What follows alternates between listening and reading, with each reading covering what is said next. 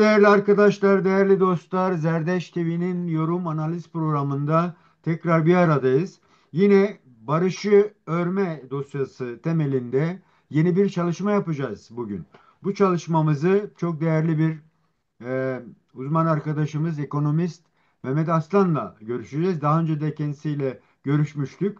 Özellikle de bugünkü görüşmenin özelliği bir senesini doldurmuş olan tanımlanmasa da çözüm süreci adıyla gündemde kalan durumun nereye gittiğini, bu son bir yıl içerisinde kendisinin gözlemlerini, eksikliklerimizi veya kazan kayıplar kim kazandı, kaybetti temelli bir çalışma yapmayı düşünüyoruz bugün. Kendisinin değerli fikirlerinden yararlanmak istiyoruz. Değerli hocam, hoş geldin. Nasılsın?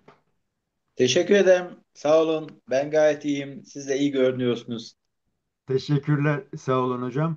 Hocam girişte de belirtmeye çalıştım. Bir senemiz doldu. E, Hatırlarsanız ilk programdan ikinci program hatta yapılma sürecine kadar bir tedirginlikler vardı. Tanımlanamıyordu. Her şey yani sanki arka planlarda birileri bir şey yapıyor ama toplumun hiçbir şeyden haberi yokmuş gibi bir durum yaratıldı. Bu son bir yılı bize değerlendirebilir misin lütfen? Ne oldu, ne bitti? Hem toplumdaki o beklentiler bazında hem gerçekten de izlenimlerinize göre bu artık tam bir süreç deme noktasına geldi mi, gelmedi mi? Bu konuda bize neler söyleyeceksin hocam? Buyurun. Öncelikle şunu söyleyelim. Evet, seneyi devriyesi oldu eski deyimle. Yani bir seneyi devirdik. Bu bir senenin son bir iki ay içerisinde sürecin hızında bir artış görünüyor. Daha doğrusu şunu söylemek sanki daha iyi olacak. Sürecin hızındaki artıştan ziyade süreç kendi ivmesini, kıvamını buldu. Daha doğrusu süreç kendi odağına oturmaya başladı. Bunu niye söylüyorum? Hatırlarsanız ilk sizinle yaptığımız programda e, demiştik ki Türkiye'nin böyle bir açılım yapmaktaki asıl amacı meseleyi Suriye'ye getirmek. Hatırlarsınız.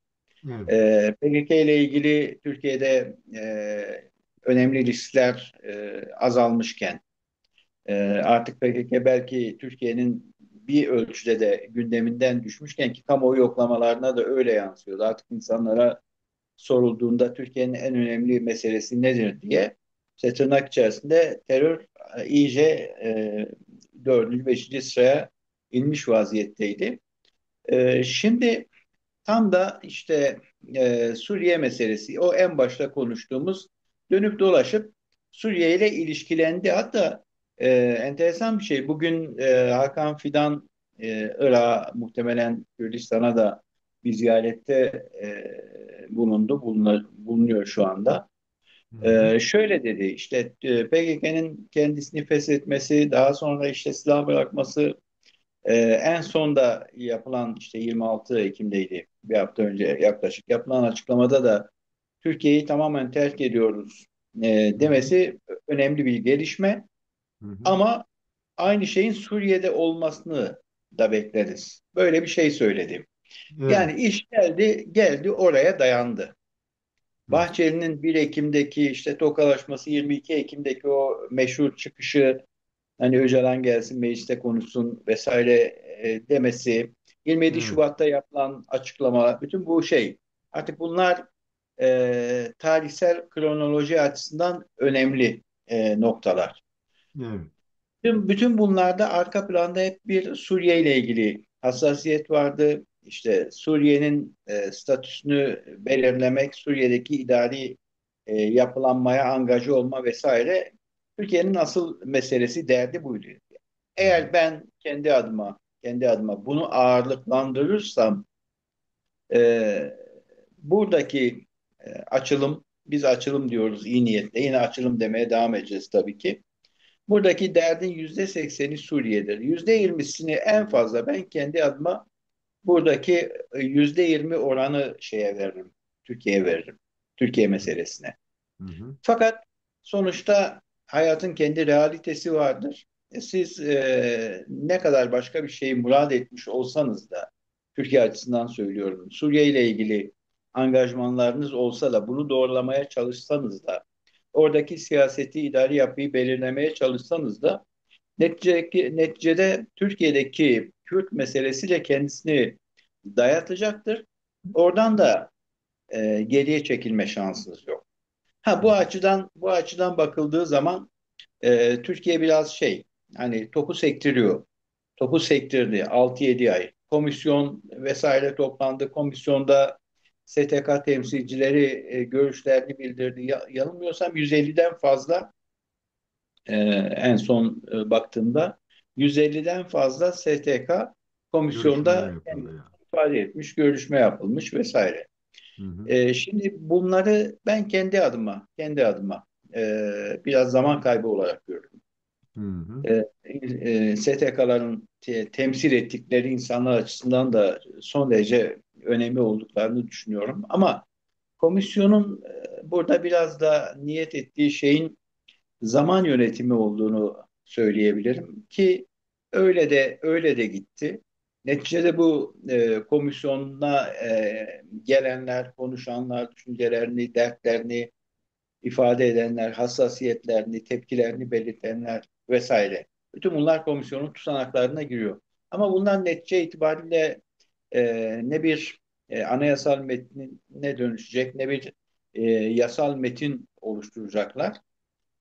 Bu nedenle biraz zaman kaybı gibi geldi bana işin açıkçası. Çünkü Hocam orada zaman yönetimi. birinci çözüm süreciyle karşılaştırma yapıldığı zaman Evet, komisyonun meclis altında olmasından dolayı bir meşruiyetinin olduğu söylentisi var. evet, Ama komisyonun süreci ilerletebilecek adımlar atılması için sürecin bir sorumluluğunun olmadığını, ancak yapılacak programlamalarla bir meclis başkanlığına bir teklif, meclis başkanının da meclise indirirse bir sorun çözme e, gibi bir evet. algı var. Yani bu artık devletin atmış olduğu bir adımın önceliği diye algılanabilir mi? Burada çok tedirginlikler var çünkü. Yani halen devlet adım atmamış gibi bir algı ile hareket ediyoruz. Bu konuda neler Evet. söyleyeceksin hocam? Devlet adım atıyor. İşin bir tarafı. Zaman süreci, zamandan bahsettim, zaman yönetiminden bahsettim. Devlet adım atıyor ama attığı adımların hızı, adım aralığı çok uzun değil. Onu söyleyelim. Yani ne deniyor? Çocuk adımlar, bebek adımlar Hı falan hı. deniyor ya. Hı. Devletin attığı adımlar böyle. Bunu hiçleştirmenin bir anlamı yok. Kayda değer şeyler de oluyor. Önemlidir. Komisyona STK'ların gelip görüşünü belirtmesi, konuşması vesaire, sorunu anlamak açısından, en azından komisyondakilerin sorunu anlaması açısından önemlidir. Lakin bu komisyon henüz teknik bir komisyona dönüşmedi. Teknik bir komisyon değil. Biraz dinleme faaliyetinin yapıldığı, işte toplumdaki kanaatlerin, tepkilerin, duyguların toplandığı bir yer. Sizin söylediğiniz şey çok doğru. Bu komisyonun raporlarının daha sonra yasa yapma sürecinde bir şeye dönüşmesi gerekiyor. Bu komisyonun dönüştürülmesi gerekiyor. Böyle bir şey var mı? Böyle bir şeye dönüşecek mi? Komisyon meclise indiği zaman, çünkü yasa mecliste yapılır biliyorsunuz. Komisyon neyi önerecek? Önerdiği şeylerin kapsamı ne olacak? Mesela bunun içerisinde diyelim ki temel haklar, kültürel haklar, dile ilişkin düzenlemeler olacak mı? Bunlar zaten beklentili. Komisyon işte yaklaşık 150 STK'yı dinlemeden önce de bana sorsaydınız aynı şeyleri söyleyecektim. Şimdi de aynı şeyleri söyleyeceğim. DEM Parti de böyle söyleyecektir. Genel olarak Kürt halkının beklentisi de bu olacaktır. Yani bana neyi garanti edeceksiniz? Dille ilgili ne söyleyeceksiniz? Benim kültürel haklarım, benim işte grup haklarım, bireysel haklarım, bunlar ne olacak?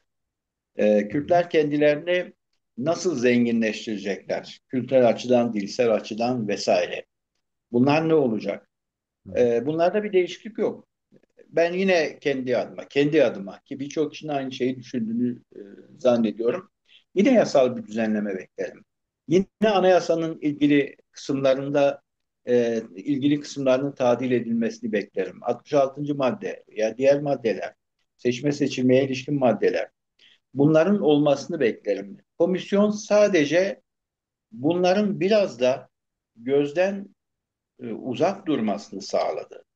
Hı hı. Şimdi ne zamandı? Ağustos'un başıydı değil mi? Ağustos'un başı, Eylül, Evet, Ekim, Kasım. Aradan 3 ay geçmiş. 3 ay içerisinde mesela ben kendi adıma işte Dem Parti cephesinden böyle bir şey gelmesini beklerdim doğrusu. Avrupa Birliği özellik şartının konuşulmasını isterdim. Orada bir tane şart var zaten. O şarttaki asıl düzenlemelerin de temeli yönetim yapısının değiştirilmesi. Yani evet, işte merkez ile yerel arasındaki iktidarın paylaştırılması. Buna dayanıyor değil mi? evet. Türkiye'de bunu neredeyse 40 yıl önce zaten onaylamıştı. Evet, bazı maddelerde şerhi var, doğrudur. Fakat Türkiye o anlaşmaya yabancı olan bir devlet değil. Anlaşmayı imzalamış, onu işte usulüne uygun yürürlüğe koymuş. Anayasanın 90. maddesiyle orada duruyor zaten. O da diyor ki usulüne uygun yürürlüğe koyduğum maddeler kanun hükmündedir. Hı Yani hı. anayasaya denktir. Bazen anayasadan da daha bağlayıcıdır. Mesela bunun tartışılmasını isterdim. Yerel yönetimler özellik şartı ne söylüyor? Türkiye hangi maddelere çekince koydu? Bu bağlamda yereldeki yönetimlerin güçlendirilmesi için merkezin bazı yetkilerinin yerel aktarılması mümkün olur mu olmaz mı? Bunları tartışmalıydık biz. Hı Ya hı. da yerel yönetimlerin mali özelliğini tartışabilirdik. Kendi gelir kaynaklarını yaratması. Böyle olursa o zaman yerelden işte Ankara size kültürel haklarınızın geliştirilmesi, zenginleştirilmesi için mali olanaklar sunmaktan imtina edebilir. Hayat oraya doğru gider. Öyle akar çünkü. Hı hı. Ama eğer yerel bir yönetim varsa işte Diyarbakır'da, Van'da, Şırnak'ta, Hakkari'de Hı hı. neredeyse bu yerel yönetimin kendisi için oluşmuş bir hareket alanı varsa bu idari olur, sosyal olur, mali olur. Burada bir hareket alanı varsa bu bazı şeyleri daha da kolaylaştırabilirdi. Bu temel şeylerden bir hiç tartışılmadı biliyor musunuz? Evet. Yerel Ee, yönetim özellikle değil. Ben kendi Dem adıma yani Parti bile zaten bunu tartışmadı. sanıyorum ben yine de komisyonun öyle bir işlevin yüklenilmesi taraftarı değilim. Çünkü hakikaten komisyonun sanki varoluş sebebi Sayın Öcalan'la e, biz oturma diyoruz ama onlar başka bir adlandırmayla. Çünkü adlandırmalar da farklı. Halen devam Evet, eden evet, işte terörden arınma ama öbürü evet. de demokratikleşme olgusunu getiriyor. Bugüne kadarki çatışmalı çözüm süreçlerinde tersten başlanmış bir olgudan dolayı tamamen PKK'den atılacak adımların bekleme süresini hani dediniz ya süreyi geçiştirmek için oluşturulan bir şey gibi aslında tam da ona denk geldi ama onun da içi dolmaya başladı. İşte insanlarla görüşmeler vesaireler ben Evet, öyle evet. algılıyorum yani öyle algılamak istiyorum. Tam bu noktada komisyonun yapacakları da tıkandı. Süreçte de sanki bir tıkanma yaşandı. Tam o sırada da PKK'den bir açıklama yapıldı. Yani bu Hı, bir senenin bir sonrasında hafta önce. ikinci aşama başlangıcı diye algılandı. O da komisyona belki yeni bir adım yani Sayın Öcalan'la görüşülme talebi ve Hı, PKK'nin hı, hı. Kuzey Kürdistan'dan çıkması Evet. olgusuyla ikinci süreç gerçekten başlama noktasına. Dolayısıyla da sizin belirlediğiniz komisyonun toparladığı raporlamaların mecliste söylediğiniz anlamda kanunlara dönüşme adımlarının atılma olasılıklarını nasıl görüyorsunuz? Ne dersiniz hocam bu noktada? Bunun için komisyonun işte 3 ay, 4 ay, 5 ay daha ne kadar bekleyecekse bilmiyorum. Bu kadar beklemesi gerekmiyordu zaten. Hı En başta 3 ay önce de aynı şeyler gündeme getirilebilirdi. Hemen yasal düzenlemelere geçilebilirdi. Burada Hani şöyle diyebiliriz. Mesela siz birinci çözüm sürecinden bahsettiniz ya, orada bütün ülke genelinde tek tek kent kent dolaşma, vatandaşın ikna edilmesi gibi bir süreç de vardı, hatırlarsınız. Kamuoyunda popüler olarak nitelendirilen isimler, işte sanatçılar, yazarlar, gazeteciler Evet. vesaire. Bunlardan bir heyet oluşturulmuştu. Akil insanlar heyeti. İllere gidilmişti, insanlar ikna edilmişti vesaire. Böyle bir şey de vardı. Şimdi böyle bir şey de yok. Yani Hmm. ikisi arasındaki, iki çözüm süreci arasındaki en büyük fark ne derseniz, ben bir tanesinde ilkinde halkın sürece dahil edilmesi konusunda bir yüksek hassasiyet vardı. İşin ana hatlarından bir tanesini orası oluşturuyordu.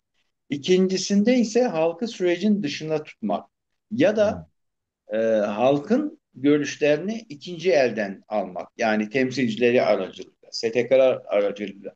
Halkı çok şey yapmadan, dahil etmeden. Şimdi halkın çok dahil edilmemesinin iyi tarafları var, kötü tarafları var. Halkın dahil edilmemesi, acaba süreç umduğumuzdan daha mı hızlı gidecek gibi bir kanaat oluşmasına da yol açıyor. En azından bende öyle bir şey oluşuyor. Hı hı hı hı. Çünkü halkı dahil etmeye kalktığınız zaman süreç çok daha zamana ihtiyaç duyacaktır. Çok Evet. fazla, çok fazla şey var, ön yargı var. Çok fazla bilinçaltı kirliliği var. Bunları yönetmek kolay değil. Hadi ben bunları yöneteyim dediğinizde, bu şekilde sahaya girdiğinizde size aylar değil, belki yıllar gerekecektir. Evet. Şimdi bunun bypass edilmesi, bu eleştirilen bir şey. Halkın bypass edilmesi iyi olabilir. Bakın, iyi olabilir. Bu söylediğim şey biraz agresif O- bir şey biliyorum. Hı Tartışmaya hı. da açık. Ama halkın doğrudan sürece dahil edilmemesi bazen pratik sonuçlar da sağlayabilir. Hı hı. Burada öyle olabilir. Bakın, çok ilgisiz Evet. olabilir ama Suriye'de en son yapılan seçimde yine halk sürece dahil edilmedi. Bunun Evet. da Suriye'deki merkezi hükümet açısından pratik faydalar var. Ya da işte Batı tarafından desteklenmiş olan Şam'daki merkezi hükümetin elini kolaylaştırmak, idari açımlarını biraz önce yapabilmesi için, bakın, son süreçte halk dahil edilmedi. Tabii oradaki dahil edilmeyle buradaki dahil edilmemeyle buradaki arasında çok fark var. Hı hı. Sadece şeyi söylüyorum. Bazen daha pratik sonuçlar verebilir. Hı hı. Şam'da sağladığı pratik sonuçlar halkların zararına, işte Şam'daki merkezi yönetimin yararına, ama Türkiye'deki sağladığı pratik sonucu bana sorarsanız, yani milyonlarca insanın ön yargısıyla uğraşıp zaman kaybetmenin hiçbir anlamı yok. Çünkü Türkiye şu anda bu konuda çok malul. Türkiye'de bir yaralı bilinç var. Evet. Milyonlarca insanın yaralı bilinci var. Bu bilinçle uğraşmak kolay değil. Zaman zaman siz de takip ediyorsunuz, görüyorsunuz. İşte Türkiye'deki bizim muhalif kanallar dediğimiz kanallarda bile ciddi bir önyargı var Kürt Hı hı. meselesine karşı. Hı hı. Hı Yani AK Parti'ye, işte hükümete, hükümetin eylemlerine, faaliyetlerine, icraatına cepheden bir karşı duruş var. Ama Kürt meselesi olduğu zaman hemen o bilinç altındaki tutsaklık hali kendisini göstermeye başlıyor. Eğer böyleyse, görünen bu, görünen buysa, o zaman e, evet, bu şekilde bypass edilme iyi sonuçlar verebilir Verir. de. Hı Fakat hı. yine söylediğimiz şeyi söyleyelim başta. Dert Türkiye'deki Kürt meselesi değil, ama Türkiye'deki Kürt meselesi de bu vesileyle çözüme yaklaşılabilir. Türkiye'nin Hı hı. ana derdi Suriye'deki yapılanmaydı. Sürecin hızından bahsettiniz. Sürecin hızı için barometre Suriye'deki gelişmelerdir. Oraya bakmak lazım.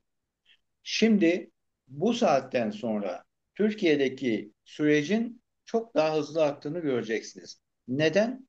Çünkü Suriye'de çok somut şeyler olmaya başladı. Hı hı. Hı Çok hı. somut şeyler olmaya başladı. Mesela SDG'nin orduya entegre olması, Hı hı. bu Türkiye'de birçok kişinin tartıştığı, konuştuğu gibi entegrasyon değil. Hı hı. Bir bütünleşmedir. İki kavram birbirinden farklı. Evet. Entegrasyon gibi görünmüyor. Ben tarafsız bakmaya çalışıyorum. Üç tane tümenin orduya entegre olması çok önemlidir. Üç tane tümenin bulunduğu konumun coğrafyası çok çok önemli. Coğrafi yapı çok çok önemli. Bakın şeye bakıyorum, haritaya bakıyorum. Nerede işte?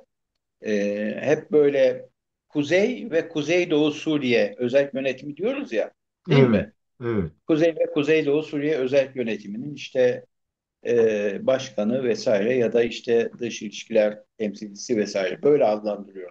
Hı Ama hı. şeye bakın, tümenin dağılımına bakın. Kuzey ve Kuzeydoğu Suriye'nin de ötesini kapsıyor. Nerede var tümen? Şeyde var. Rakka'da var. Nerede var? Deir var. Nerede var? Haseke'de var.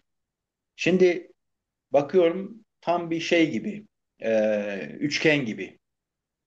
Yani Rakka'dan Haseke'ye çizgiyi çekin. Ondan sonra Rakka ve Haseke'den de Deir indirin. Size bir üçgen Suriye'nin sanki böyle kalbini kontrol eden bir üçgen bu. Ve Tümen'in Rakka'yı da Deir da ki bu iki yer zaten tartışmalı. Demek ki SDG burada istediğini almış. Türkiye de oraya itiraz ediyordu biliyorsunuz. Orada işte nüfus yapısı farklıdır. İşte Araplar Türklere uygun Araplar değil. Hı. daha fazladır, çoğunluktur. Bu işte bu sosyolojik dokuya uymaz SDG'nin orayı kontrol etmesi vesaire. Ama SDG zaten bir halklar koalisyonudur. Evet Kürtler çoğunluktadır. Bu bir realite, bunu görmek lazım ama SDG'nin de bir halklar koalisyonu olduğunu görmek lazım. Şimdi haritaya bakın. Bizi izleyenler de lütfen dönüp haritaya baksınlar. Rakka'dan Haseke, Haseke'den aşağıya Deir çok enteresan bir şey var. Kontrol alanı var. Yani bu emin olun haritadan bakılmış, ölçülmüş, stratejisi belirlemiş, sosyolojik doku, coğrafi doku bütün bunlar hesaba katılmış. Rakka'nın da Deirizor'un da bu SDG tümenlerinin kontrolüne bırakılması Suriye'de bir şeylerin çok hızlı geliştiğinin de göstergesi. Bir de şöyle uygulanırsa şayet uygulanabilirse tabii onu zaman gösterecektir. Suriye'deki Genelkurmay yapısı içerisinde ki komuta kademesinin %30'u SDG'den oluşacak. Yani bu inanılmaz bir O şey. zaman bu Şimdi, ayrıntılara geleceğiz. tamam. Çünkü merkezi hükümetle ilgili de sanıyorum farklı bakış açılarınız var. Onu da alacağım. Ama ondan önce yine eğer bir bütünse yani senkronizasyon gibi düşünürsek Hı hı. bağlayıcılığı Suriye olmasına rağmen içeride de Evet, hem halk için hem de iktidarın kendisini yeniden olgunlaştırması, belki de devletin kendisini yeniden dönüştürme adımları olarak da düşünebileceğimiz adımlar var.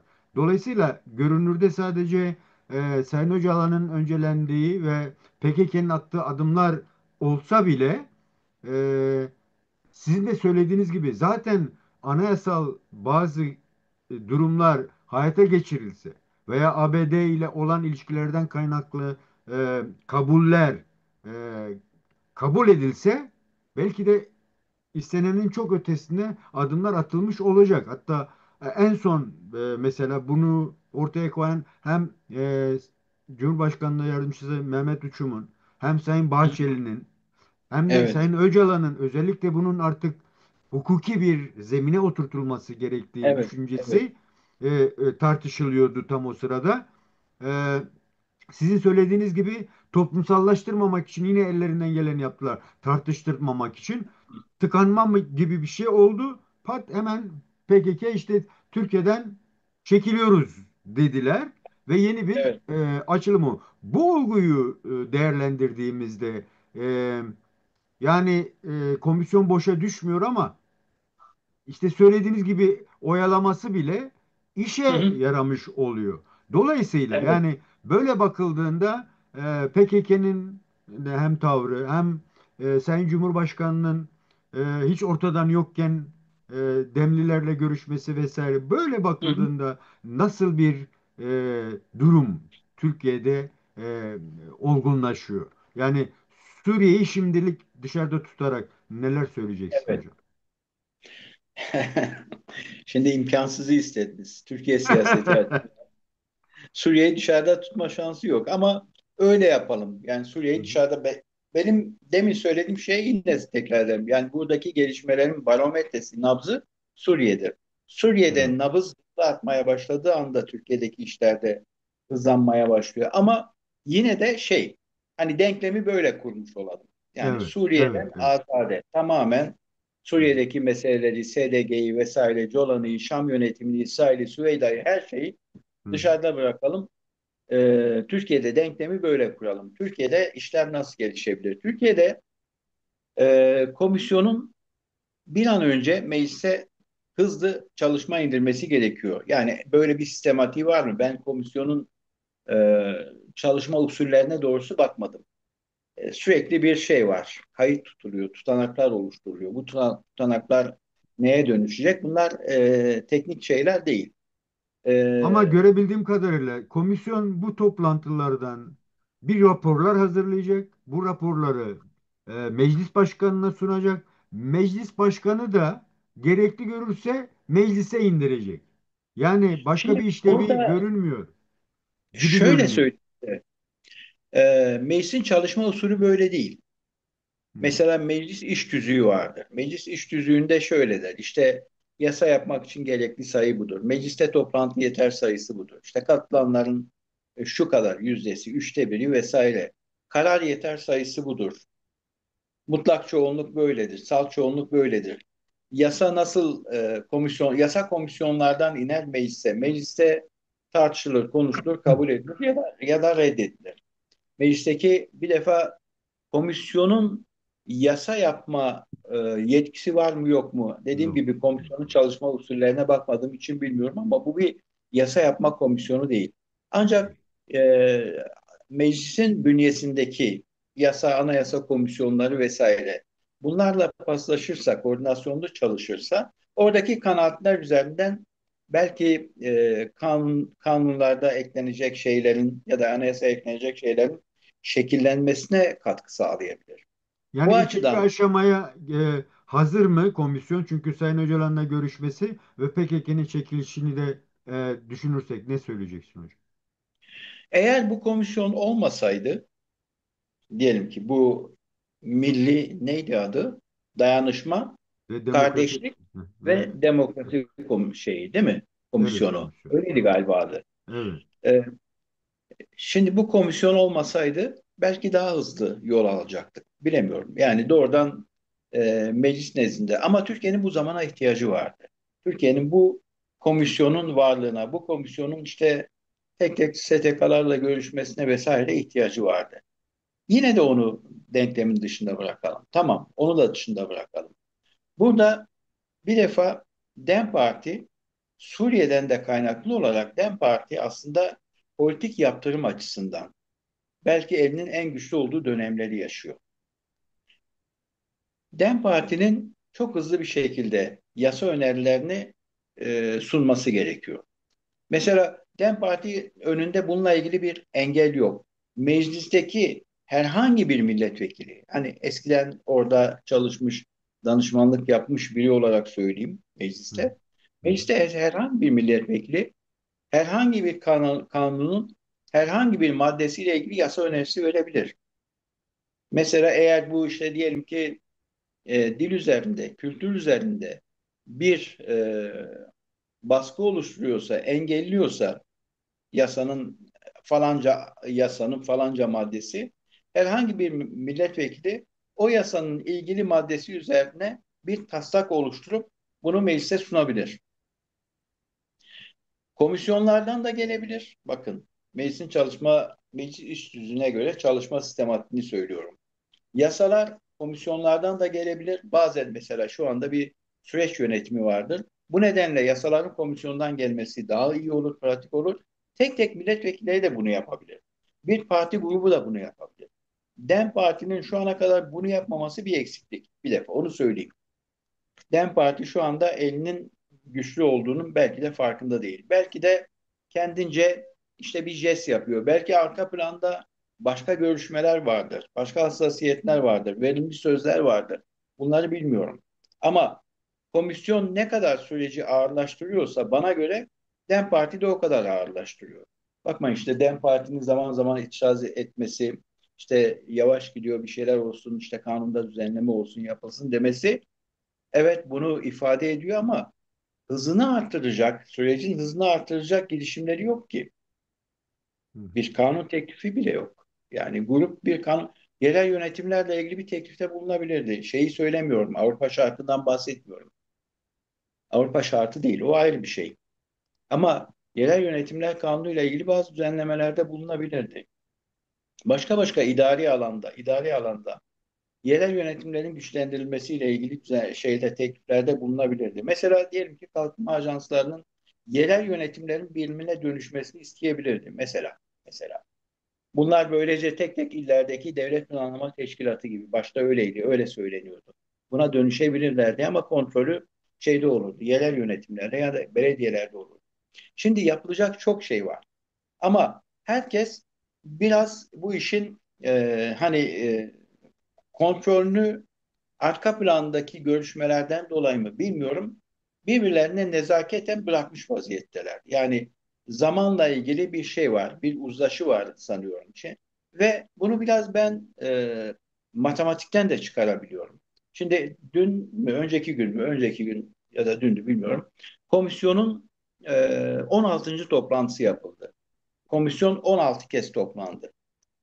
Açıkladı, Numan Kurtulmuş. İşte biz 150 küsur kişi STK'yı dinledik. 16 kez. Yarın İmralı komisyonu İmralı'ya gidecek. Komisyonda biliyorsunuz Mithat Hoca var, işte Pervin Hanım var, bir de bir ismini hatırlamıyorum, bir kişi daha var. 3 kişilik bir heyet gidecekler. Onların kaçıncı ziyareti olacak? 8. ziyareti olacak. 16 bölü 2 8.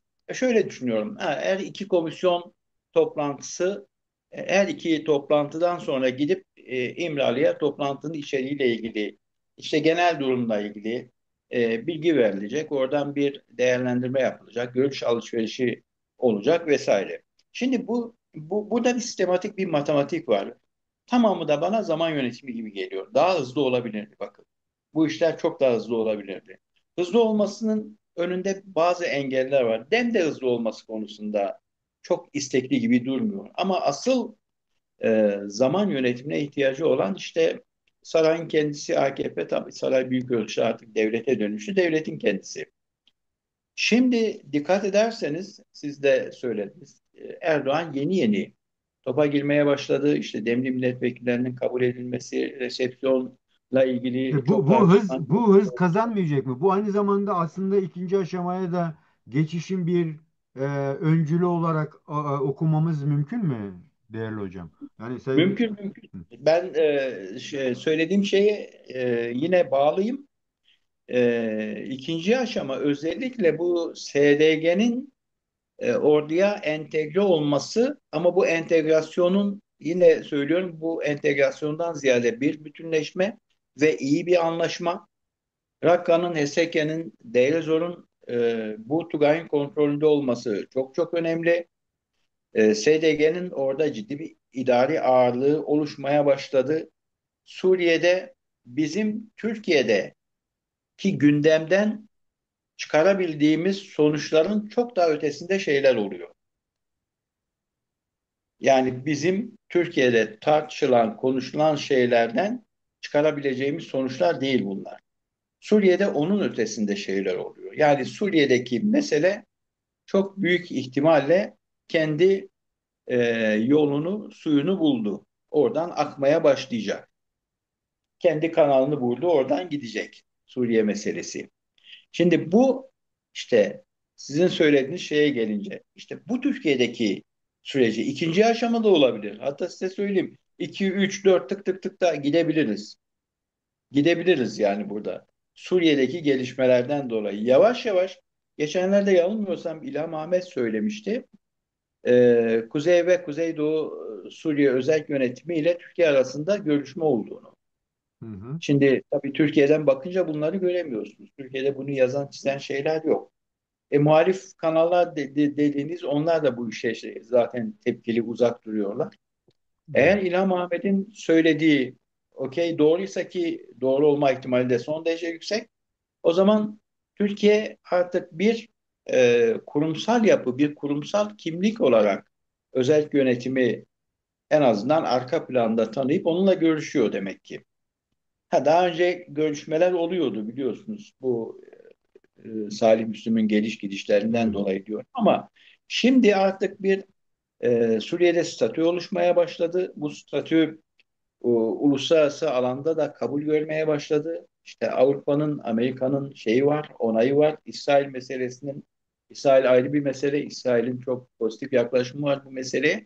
Dolayısıyla bu statüye dair Türkiye'nin de yeşil ışık yaktığını anlıyoruz. Hı hı. Ki yine hatırlatmak isterim size, daha önce yaptığımız konuşmalardan bir tanesinde Amerika'nın asıl istediği şey Türkiye,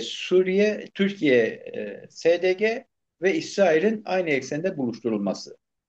Türkiye ve İsrail aynı eksende buluşursa o zaman Suriye'de bir Kürt statüsünün çok daha hızlı, kolay olması, ağrısız, sancısız olmasını beklemek mümkün. Size söylediğimiz bu şeyi doğrulayan bir gelişme de dün e, yaşandı. Yine Barak biliyorsunuz enteresan çıkışlar yapıyor. Barak'ın bir açıklaması vardı. Şöyle diyor, yakında Türkiye ile İsrail arasında iyi ticari anlaşmalar olacak. Böyle bir Evet. şey söyledi. Hani onlar biraz biliyorsunuz belki de Evet. özgüvenin verdiği bir şey. Son derece patavatsız konuşabiliyorlar.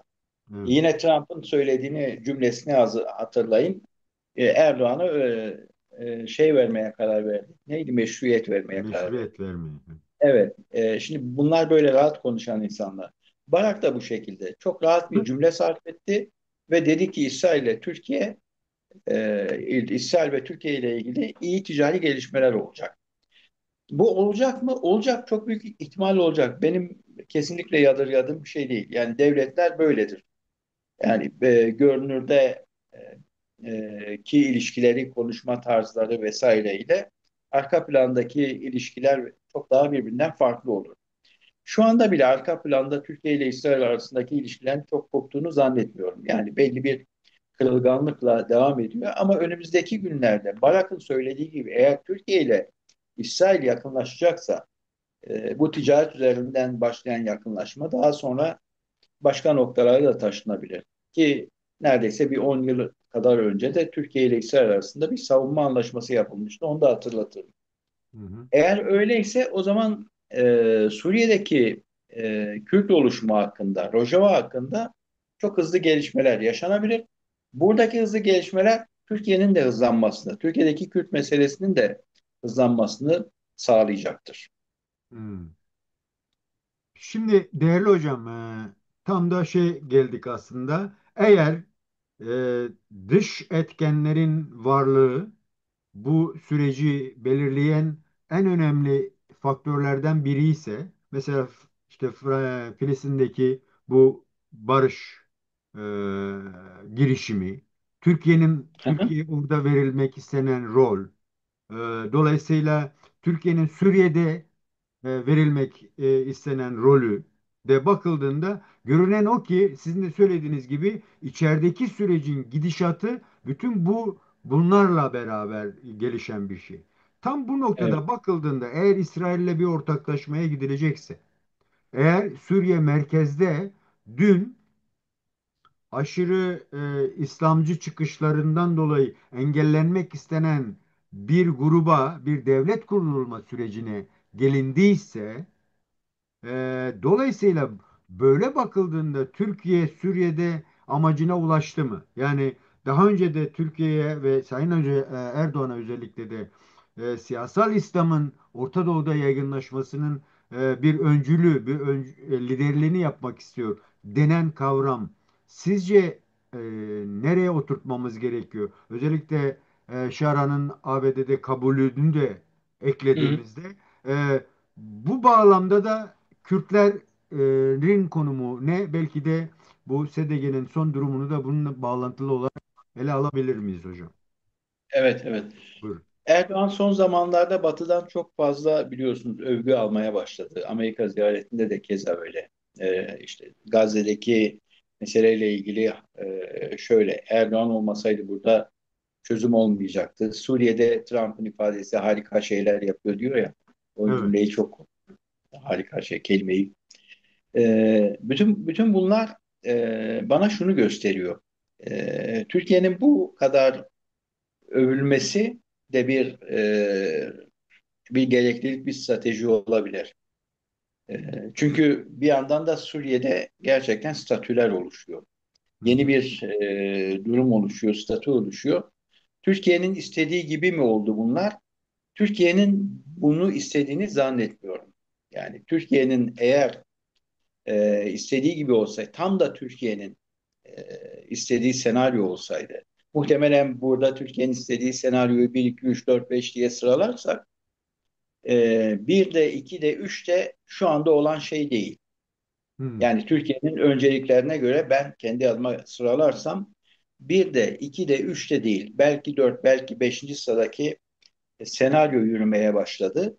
Hı hı. E, Eğer Türkiye'nin istediği olsaydı, bakın, şeye Şam'a doğru, Halep'e doğru hareket başladığında, yani İdlib'den çıkan grubun Halep'e doğru yürümeye başladığı anı düşünün. Daha Halep'e gelmeden SMO'yu oradan ayırdılar. Değil mi? Evet. SMO da yürüyordu. Yani HTŞ'nin öncülük ettiği bir koalisyon yürüyordu aslında. Çoğunlukla HTŞ'lerden oluşan bir koalisyon yürüyordu. Ama onun içerisindeki en büyük ağırlığa sahip olan ikinci grup kim derseniz SMO'ydu. Hı hı. SMO'nun yürümesine onay verilmedi. Amerika orada bir dur dedi. Batı dur dedi. SMO geri çekilmek zorunda kaldı. Türkiye SMO'yu sisteme angaje etmeye çalıştı. SMO'nun üst düzeyini belki işte Şam'daki yönetimin önemli Orada. unsuruna dönüştürmek istedi. Evet, Şam'daki yönetim üzerinde ağırlığı var ama Türkiye'nin Şam'daki yönetim üzerinde şu anda dolaylı ağırlığı var. Ama eğer SMO oraya angaje olsaydı, eğer SMO HTŞ ile birlikte Şam'ı alıp kontrol etseydi, şu anda Türkiye'nin çok daha güçlü bir inisiyatifi olacaktı. Demek ki bu Türkiye'nin bir nolu senaryosu çok oturmadı yerine. Şu andaki fiili durum onun için çok kazançlı olmayabilir. Kayıp mı? Türkiye için değil. Türkiye kendi açısından bir denge yakaladı. Şu anda özel yönetimin bir daha adını söyleyelim. Kuzey ve Kuzeydoğu Suriye, değil mi? Özel Hı. yönetimi. Evet. Peki Batı Suriye, yani Kuzeybatı nerede? Kuzeybatı şeyde, Türkiye'nin kontrolünde. Hala Afrin Afrin ve Türkiye'nin ya. kontrolünde. Hala oradaki idari yapı üzerinde Türkiye'nin ağırlığı var. İşte kaç tane? 10 tane mi? 11 tane mi? 10 tane sınır kapısı var, değil mi? Türkiye ile Suriye arasında sınır kapısı var. Şeye kadar, Reyhanlı'ya kadar olan, Fırat'tan Reyhanlı'ya kadar olan sınır kapılarının neredeyse tamamı açık, değil mi? Hı hı. Tabii, yani tamamı açık. O 7-8 tanesi açık. Onlar Türkiye'nin kontrolünde, SMO'nun Türkiye'nin kontrolünde. Ama daha şeye gittiğinizde, Fırat'ın doğuya doğusu değil. gittiğinizde Ya. Nusaybin kapalı, değil mi? Şenyurt kapalı, Mürşit Pınar kapalı. Bunların en önemlisi Nusaybin. Nusaybin niye kapalı? Nusaybin niye kapalı? Çünkü Kamçılı SDG'nin kontrolünde. Bunun Şimdi ne açılmasına olacak? dair de bir öneri yapılmış galiba. Efendim, Bu, sesinizi ka- alamadım. bu kapının açılması için de bir öneri yapılmış. Tamam. Bugünlerde kapının açılmasıyla ilgili görüşmeler yürütülüyor ama sesiniz çok düşük bu arada. Görüşmeler yürütülüyor. Haklısınız. Ben de onu yakından takip ediyorum. Galiba şeyde Nusaybin'le ilgili de şey yapılacak. Kapının açılması söz konusu olacak. Zaten Nusaybin tam anlamıyla hani geçmiş dönemde de bir serbest bölge gibiydi. Yani kentin ana damarı oradan sınır ticaretinden geliyordu. Şimdi o ilçeye ki büyüktür. Mardin'in en büyük ilçesidir Kızıltepe ile birlikte. Çok büyük haksızlık yapıldı Hı ekonomik hı. olarak. Bu ayrı bir Evet. tartışma. Evet. Ama şurada şunu söylemek açısından hala Suriye'nin kuzeybatı tarafı Türkiye'nin kontrolünde. Bunu kendi kontrolünde tutmasını bile kendisi için bir başarı olarak görebilir ama ne hakla orayı tutuyorsunuz? Yani orada oranın yıllardan beri hani yüzyıllardan beri şeyi var, sakinleri var. Hı hı, Oturan insanlar var, yerleşikleri var, Kürt halkı var orada. hı hı. Afrin'i nasıl bu hale getirebilirsiniz işte? Eninde sonunda orası da işte bu yeni gelişmelerle birlikte orada da bir statü oluşacak elbette. Türkiye'nin e, bir an önce bu eksene dönmesi gerekiyor. Yani işte Türkiye, İsrail ve Kürt ekseni, SDG eksenine gelmesi gerekiyor. Hocam oraya Bu gelmeden önce kendisi için bütün çok uç bir şey gibi görünebilir ama öyle değil. Hiç uç bir şey değil. Çünkü 10 yıl önce IŞİD'le işbirliği yapan bir yönetimden söz ediyoruz. Yani IŞİD'le SDG'yi kıyaslamak bile istemem. Yani biriyle işbirliği yapıyorsunuz, diğeriyle yapmıyorsunuz. Bu doğru değil zaten. Doğru bir politika da değil. Bir şey söyleyecektiniz. şimdi bu noktada eğer Türkiye taleplerine ulaşmadıysa e, sanki Türkiye'nin o taleplerini dış etkenler yani egemen ülkeler Jolani'ye bu Cumhurbaşkanlığını sunarak e, o kozu Türkiye'nin elinden mi aldılar? Yani denetimi İslam yani şey düşüncesi var. Suriye'de Evet, siyasal İslam kazanmıştır yorumları yapıldı birkaç yerde. Ama bu siyasal İslam'ın öncülüğünün Türkiye'de olmaması gibi bir durum ortaya çıkmış durumda. Bu konuda neler diyeceksiniz? Çünkü HTŞ şu an o mevcut siyasal İslam'ın yönetimini sürdürebilecek bir şey kazandırılmış durumda.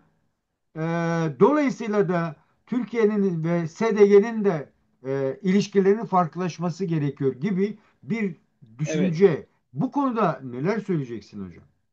Şimdi bununla ilgili çok ilginç bir gelişme söyleyeyim size. Yani buna bağlayabileceğimiz çok ilginç bir gelişme.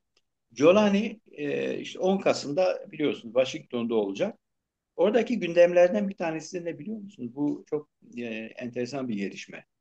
Hı hı, E, Şam hükümetinin, Giuliani'nin temsil ettiği Şam hükümetinin IŞİD'e karşı koalisyona katılması.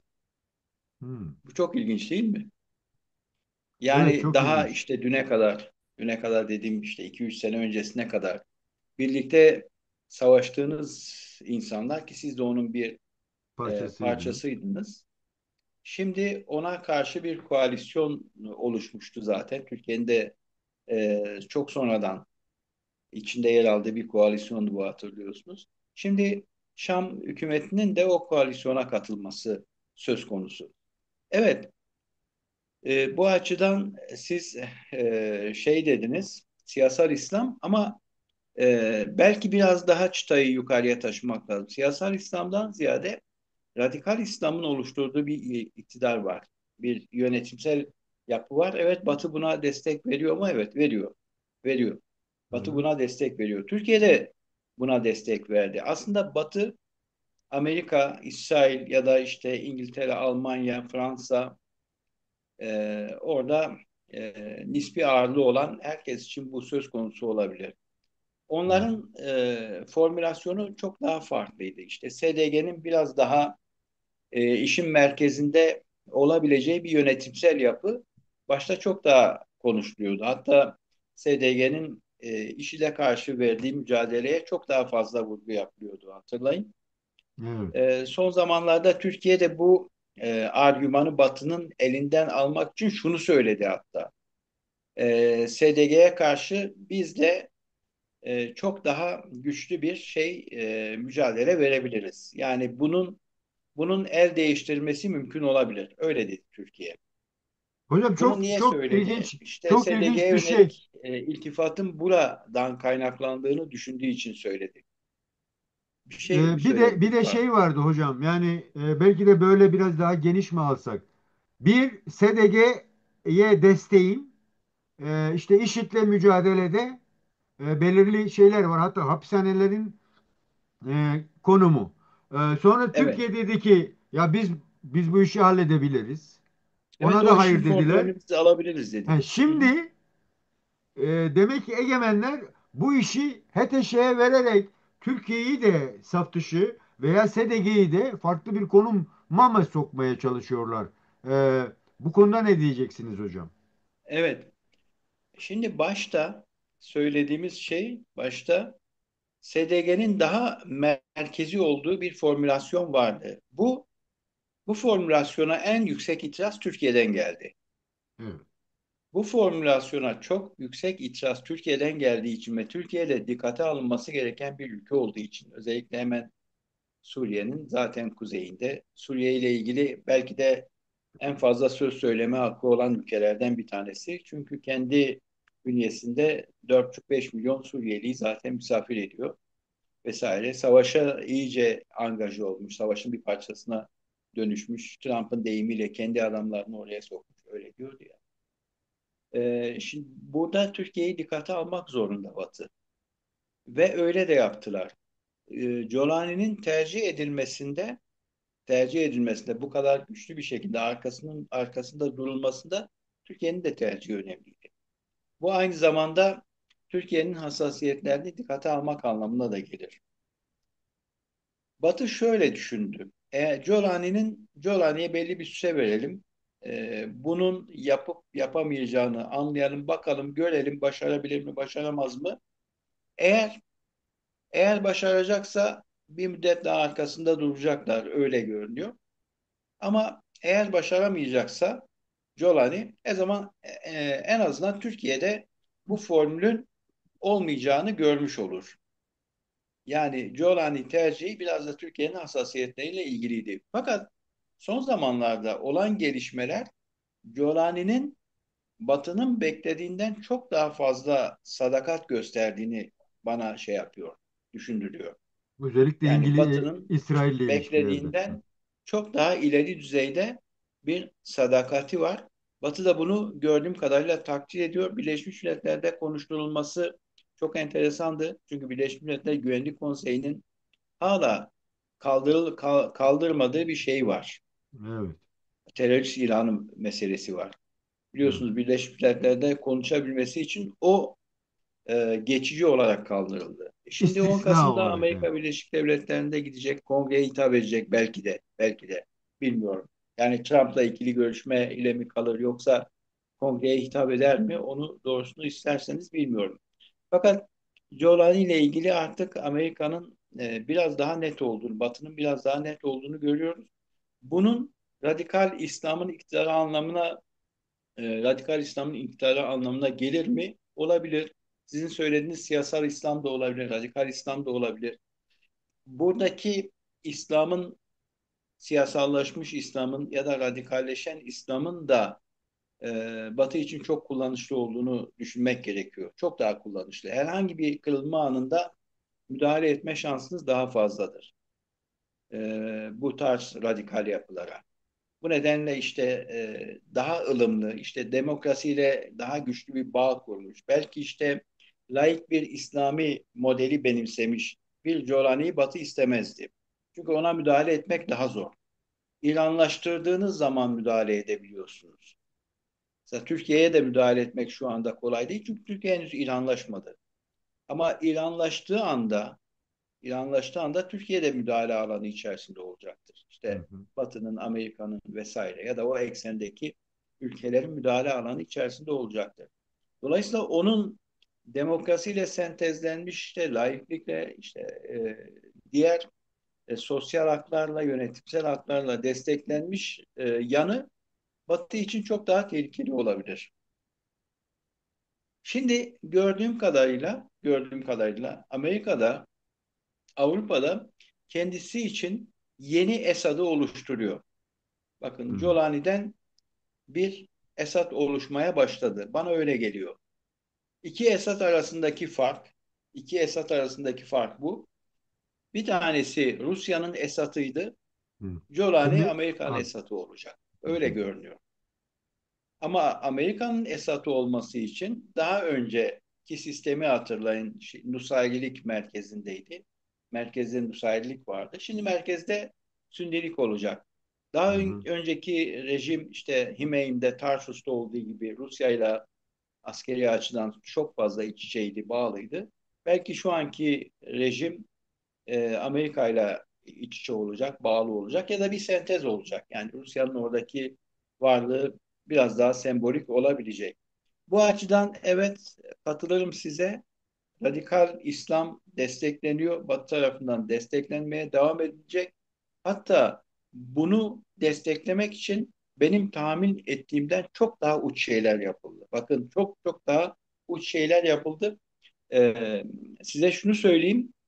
Latkiye'deki, Hama'daki, Humus'taki Nusaylilere yönelik saldırılarda Batı'nın onay verme ihtimali çok yüksek. Yani Batı'nın kontrolünde gerçekleşen saldırılar olabilir bunlar. De facto saldırılar olmayabilir. Hele hele Süheyla'ya yönelik saldırılarda mutlaka Amerika'nın ve İsrail'in onayının olduğu anlaşılıyor. Yani Süheyla'ya yönelik saldırı yapacaksınız. Orada işte 1500 kişi katledilecek ve İsrail sessiz kalacak. Yani buna olanak yok, çünkü İsrail sanırım Colani yönetimindeki istenmeyen bazı kırılmalardan kaynaklı, biliyorsunuz, hemen başkanlık sarayının yanını bombaladı. Evet. Bir mesaj olarak, bir mesaj olarak bunu yaptı. Şimdi bunu yapan bir ülke, bunu yapma gücüne sahip bir ülkenin Süveyda'da Dürzileri bu şekilde Katliam, sahipsiz evet. bırakmasını beklememek gerekiyordu. Doğru. Alevilerin de bu şekilde sahipsiz bırakılmasını beklememek gerekiyor. Bunlar tamamı, bakın, bunların tamamı Colani'yi desteklemek için gibi Hı geliyor hı. bana. Çünkü Evet. orada ben Colani'yim, siz de Amerika olun. Hani böyle bir kurgu yapalım, biz de bir kurgu yapalım. Ben size şunu söylüyorum. Evet, ben burada herkesi içerisine alacak dinsel, etnik nitelikteki bütün kimlikleri içerisine alacak bir yönetim oluşturmaya çalışıyorum. Bununla ilgili bir çabam var. Ama çok fazla radikal unsur var. Bunların daha önemli bir kısmı savaştan yeni çıktı. Ellerinde silahla Şam'a geldiler. Radikal İslam'ı temsil ediyorlar. Bu insanlar çok öfkeli, çok kızgın.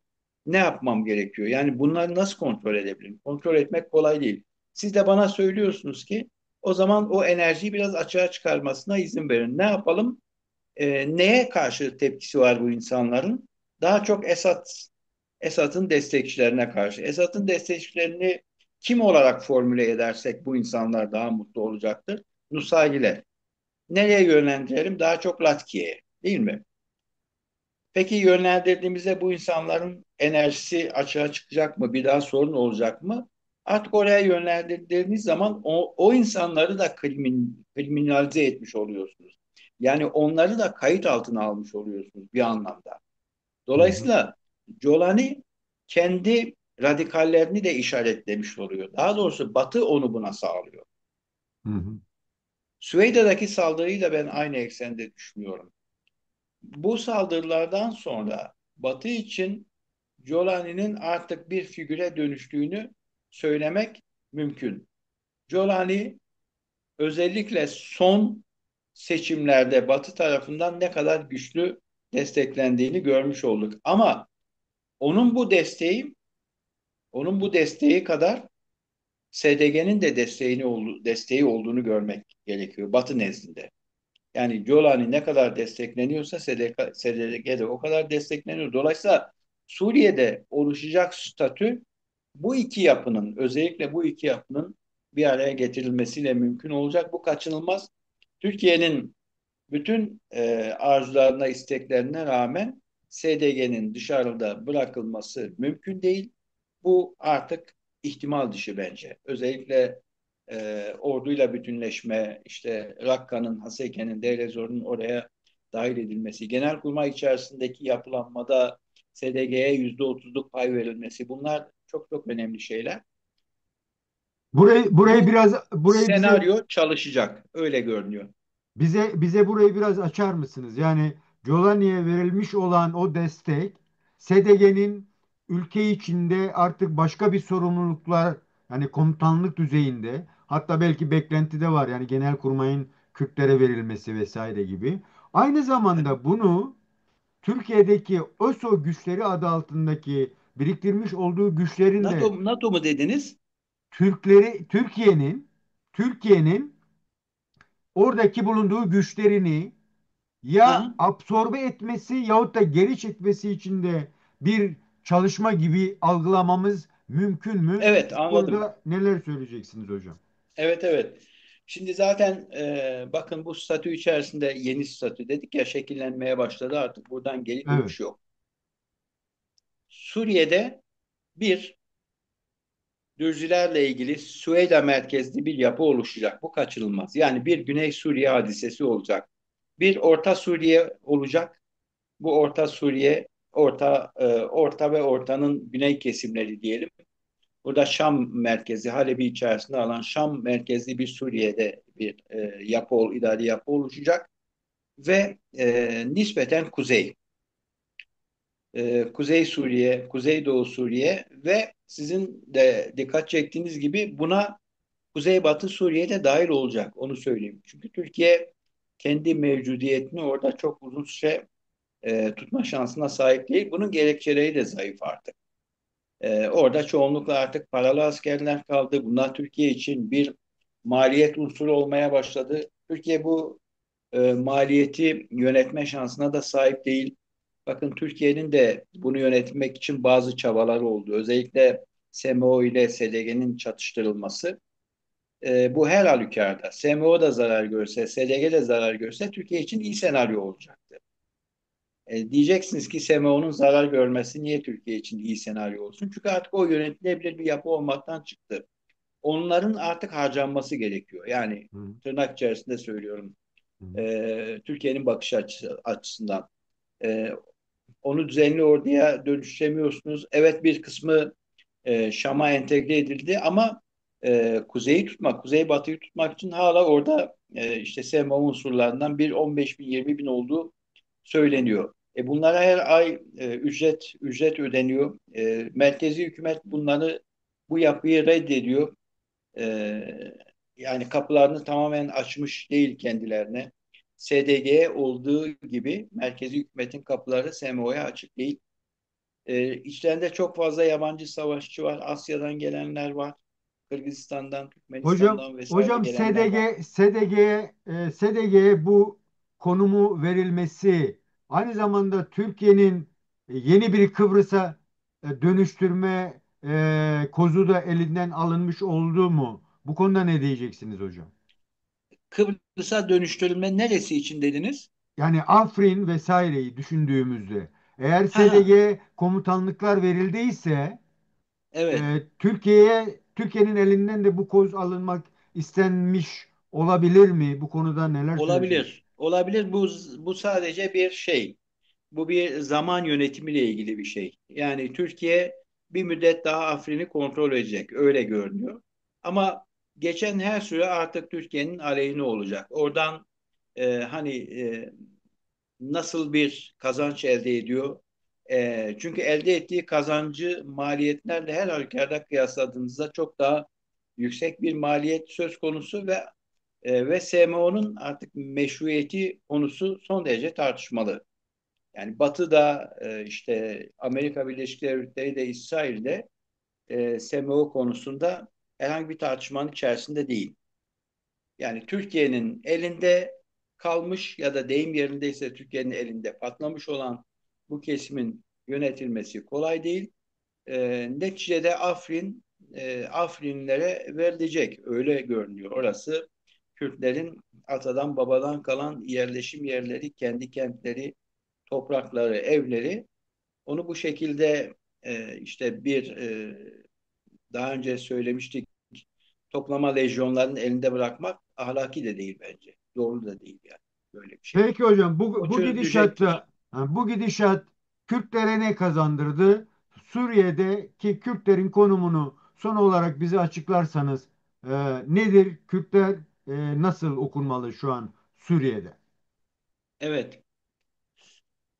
Bir defa bir idari yapı ortaya çıkıyor. Onu söyleyeyim. Hani bunun Roja özel yönetimi diyor şeyin kendisi, özel yönetimin kendisi.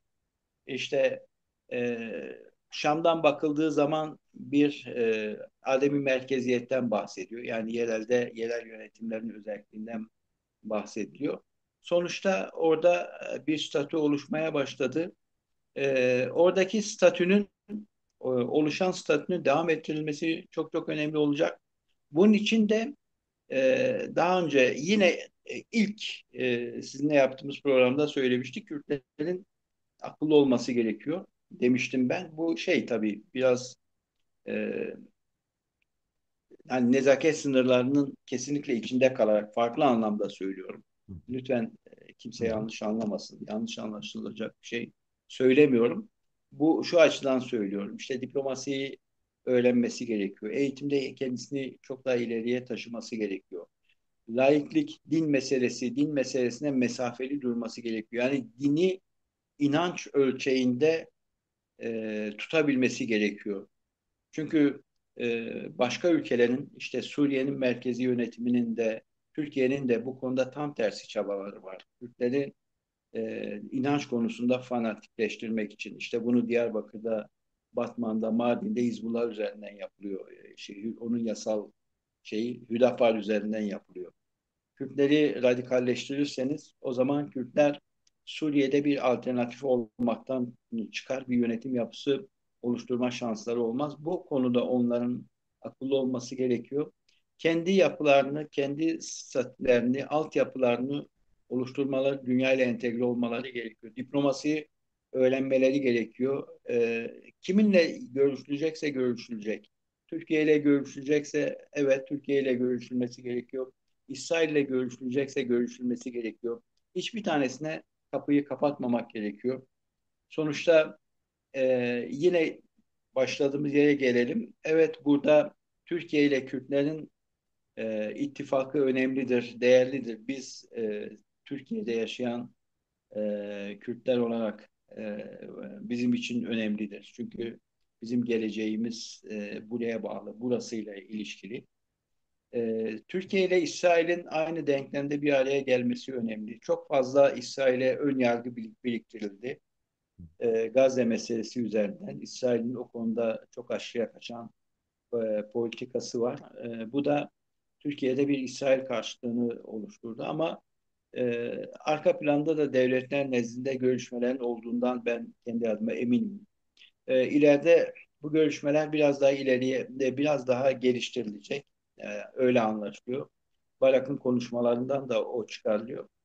Kürtlerin de bu angajmanlara kendisini kapatmaması gerekiyor.